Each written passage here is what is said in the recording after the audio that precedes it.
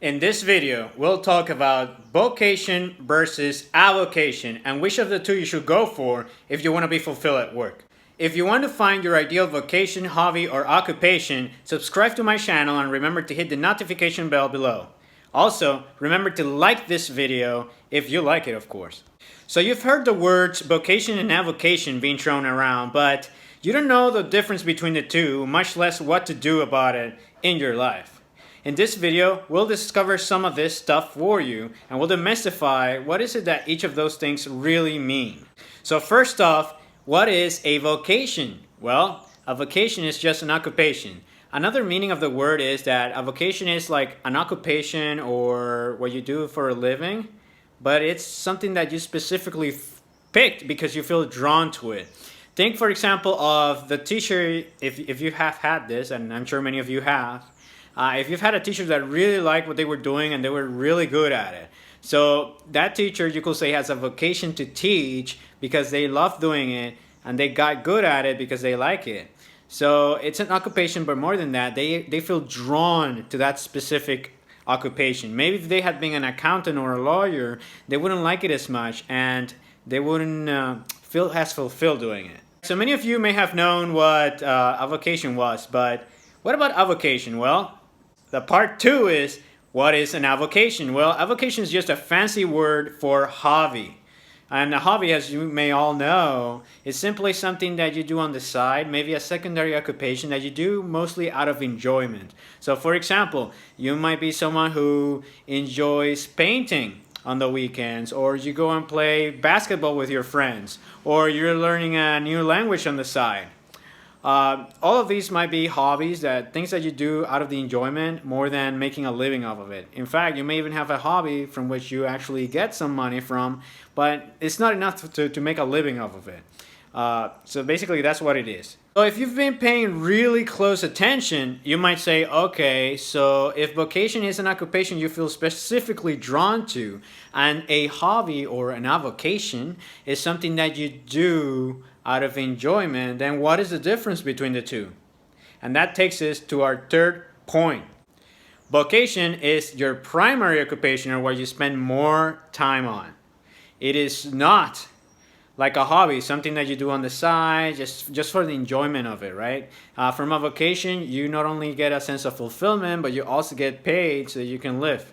So this takes us naturally to the question of, okay, so which of the two should I be doing? Well, nothing's stopping you from doing both. Comment below if you know someone who really enjoys what they do for a living and they also enjoy some wonderful hobbies on the side. What you don't want to do is have an occupation or job that you absolutely hate and you cannot wait till the weekends or that one time of the week in which you do a hobby that you actually enjoy. Why? Because, fourth, you can make your avocation your vocation. In this day and age, you can make money out of your hobbies with things like social media, the internet, basically creating your website, all these things. This is something that becomes very easy with Amazon, with Etsy, all these things that make it so that you can actually make a living off of it. I mean, how many people are out there just playing video games and actually making a living off audiences who go to watch them? So basically, the sky, I'm not going to say the sky's the limit, but there's a lot of opportunity out there in this day and age that our ancestors did not have. So basically, there is not an excuse now to not enjoy yourself doing what you enjoy doing and making a living off of it. Even if you think your hobby is weird, chances are there are a lot of people out there who will actually find that valuable. I mean, you can find anything from people who talk about trading card games that are obscure to people who do like tarot readings for a living, and you will be surprised how many people there are there in that niche. So basically, it doesn't matter how weird you feel it is. The only obstacle will be your own judgment of yourself and thinking that you don't want to look that way. Now, you might be a little intimidated by that. You might be like, dude, I don't know how to create an audience on social media. I am not an influencer. And I don't know the first thing about business. I'm not a freelancer. Okay, if that's your jive, that's fine. You could get a job that you actually like instead. But if you are one of those who actually wants or is interested in potentially making some money out of what they enjoy, their hobby or their avocation, or potentially making it even a full-time occupation for themselves, then I have a few tips for you. The first tip on that is people need to know that you exist. You cannot make a living if people don't buy what you have to offer. But they cannot buy what you have to offer if they don't even know that you exist out there, right? So let's put it this way. If you have a business, let's say you started selling an online course, or maybe something more traditional, you create a bakery. Well, how are people going to find you? How are people going to know that you actually exist? Because maybe someone's looking for a cake, but they don't know that you are right around the corner, or that you are a few blocks away. And if they don't know that, they might go elsewhere. Or they may not even find what they're looking for, simply because they don't know it exists and someone is offering it. So the first and most important part of actually monetizing what you enjoy is creating an audience, or going out there so that people know that you exist.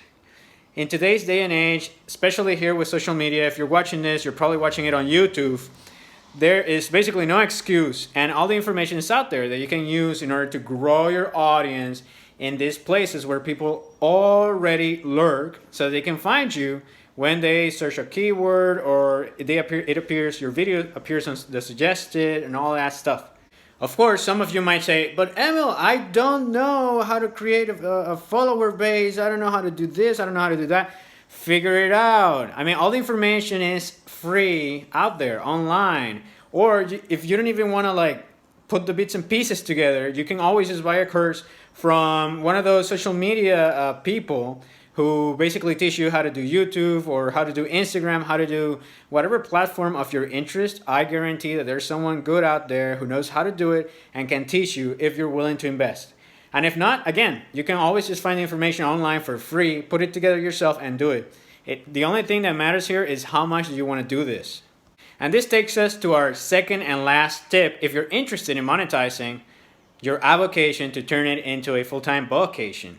And that is, yes, you need the audience, but you also need to add value. What do we mean by this? Well, you're not going to buy something that's not going to help you in some way, right? So basically, you got to have a product or service that at least does what it says it does, right? Something that's competitive, something that's going to solve a person's problem or issue, no matter how big or how small, right?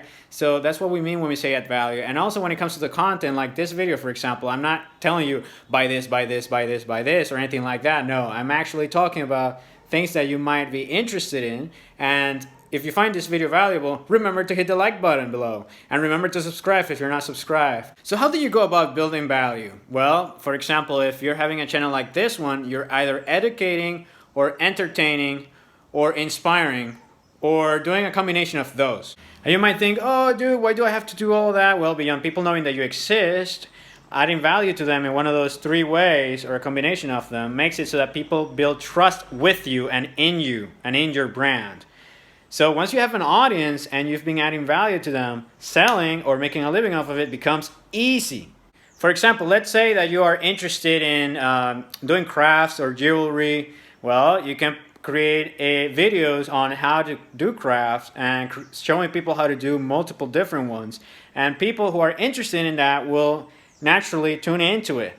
And what will happen then? Well, you can create an Etsy store or something like that and leave your link in the description or something like that. And people, they know you, they trust you, they want to buy from you.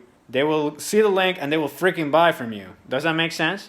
Now, I know what some of you may be thinking. You might be saying, oh, but dude, even if I do everything right, it's going to take a lot of time. Well, I didn't promise you that you will be a freaking millionaire in 2 months now, did I? But hopefully, along the ride, you will enjoy yourself.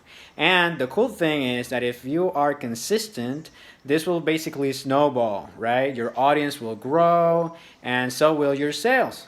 And especially if you're doing things right and you're learning more and you're improving your content and you're adding more value to the people that follow you, and if you do it with a good intent. So now you know what is vocation versus avocation and what you should focus on if you want to make money out of a hobby that you enjoy. If you like this video and you would like to get even more in-depth information, remember to comment below and let me know what you like, what you didn't like, what you would like to learn more of. Remember to hit the like button if you haven't done it yet, and subscribe to the channel and hit the notification bell so you know when new videos are published. Also, if you think that someone that you know might be benefited from this, just share it with them and let them know that they can also subscribe to the channel. Alright, with that, I'm out.